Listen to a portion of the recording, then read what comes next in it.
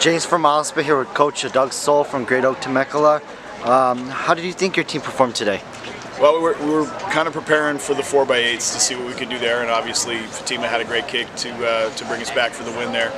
We knew that Mission Viejo was going to be very tough. They've got a really loaded lineup, and we were hoping we could be in position, and unfortunately we got a nice kick out of Fatima, and we were able to get that one. I think that's the third year in a row we've won the girls 4x8.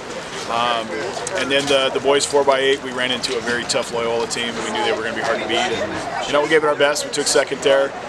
4x16, we just came up a little bit short and had a great kick by the girl from St. Francis. So we got second there as well. And then the boys 4x16 was not a perfect race for us. We were a little flat in that one. I think we took fourth. So in the races, what we were trying to see what we could do. We had the first, second, and the fourth. So our mindset is always you either win or you learn. So we're going to try to figure out what went wrong here and there and get it all back together for Mount Sac and see if we can improve on those times for sure. Was there anything you learned today as a coach?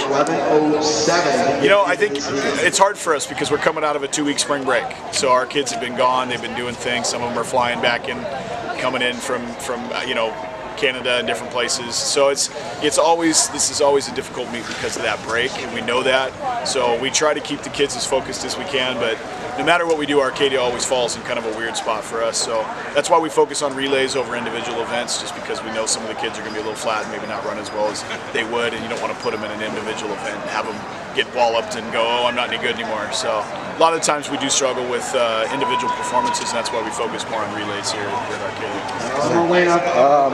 What is your favorite part of being a coach? I think just the ups and downs of it. Sometimes you're riding high and you're winning races, and the very next race your kids run horribly, and then you got to put them all back together. So I think the fact that it's a constant challenge. You get opportunities to dominate and opportunities to learn and try to fix the problems that are occurring. So for me, my ultimate goal is to look at each kid, look at what they did, where they're at, what we can fix, and try to have them ready for the postseason. Okay.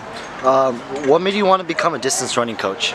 Well, I was actually a sprinter in college, so coming into high school, I got offered a position that had the cross country position in it, and so I started coaching cross country, and I wasn't really that into it. And early on, there were some comments that were made to me that my team wasn't important.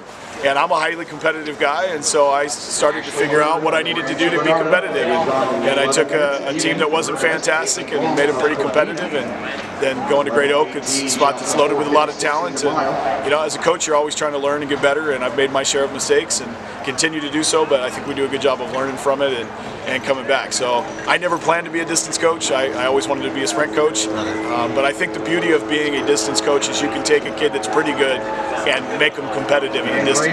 They can contribute in cross country.